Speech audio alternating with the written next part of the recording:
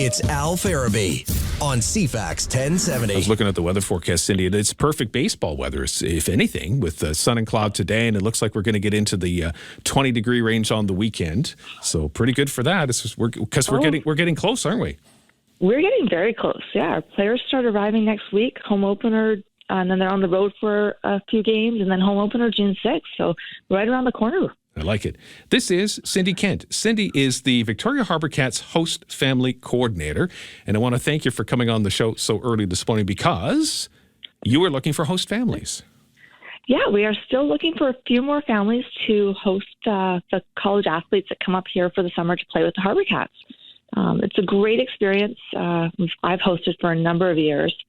And yeah, you just build lifelong friendships, and we've all been to the games, and we know how fun the games are. But add that element of watching your kid play. Yeah, and that's kind of it. They become your kid, don't they?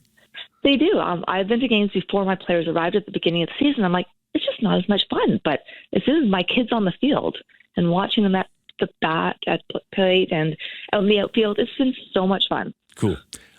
Just talk about how the program works. Yeah, definitely. We're just looking for some great families, or even like single people. It doesn't need to be a family that's got a spare room and wants to help out these college athletes, take their next steps, hopefully making it to the big leagues one day. The families, these are independent college age kids. So they're self-sufficient. They just need access, to someplace clean to sleep, do some laundry, get access to the kitchen. Obviously, if you're making some lunch for your kids before they go to school, make an extra sandwich for the player. They always appreciate that, an extra leftover plate of dinner for when they get home after the game.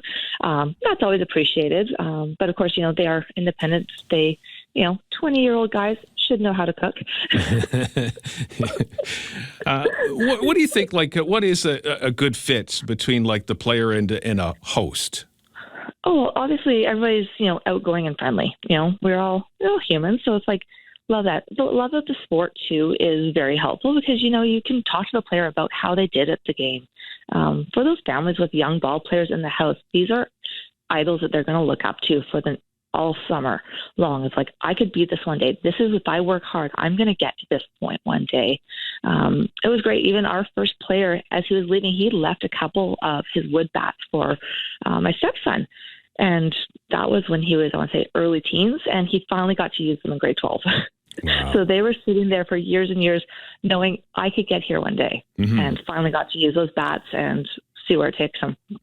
We're talking to Cindy Kent. She's the Victoria Harbour Cats host family coordinator. So you're obviously still looking for homes. And do you know how many at this point? I think we're getting better. I've had a few inquiries the last couple of days. So that's helped. But, we're definitely, a few beds short, 3 or 4 maybe. I haven't really done the tally since all my emails yesterday. Right. But yeah, it's one of the things. Another big key thing is transportation. We've got a great bus system in town. So a lot of the homes, even if the player doesn't bring a car, the players are given bus passes so they can get to and from the field if the families, they work. They're not going to be able to drive them down during the day.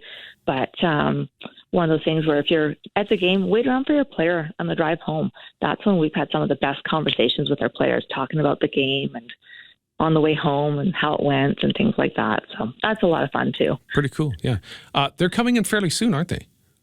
Yeah, I think we've got some of our first players arriving on the 26th and 27th.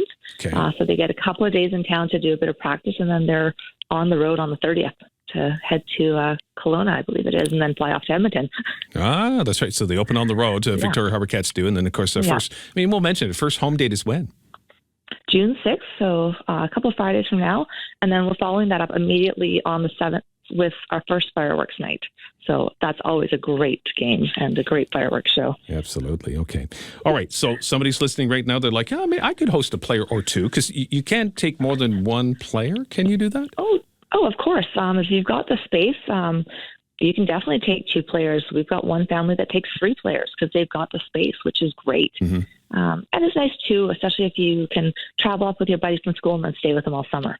It's really nice as well. Or you make a new best friend from somewhere else, going to school in a different conference that you never get to play against or see. Or you play against a guy at school, and now you're living with them for the summer.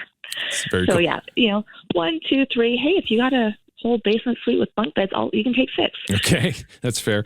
And until when? Like mid-August? Is that sort of when they head back down to college? Yeah, exactly. Yeah, the season ends, I think, the first week of August, and then we go into playoffs with the final on August 14th, I believe it is. So, depends on, we'll make it all the way. So they'll be here till mid-August. And so it's a short 10-week season. And it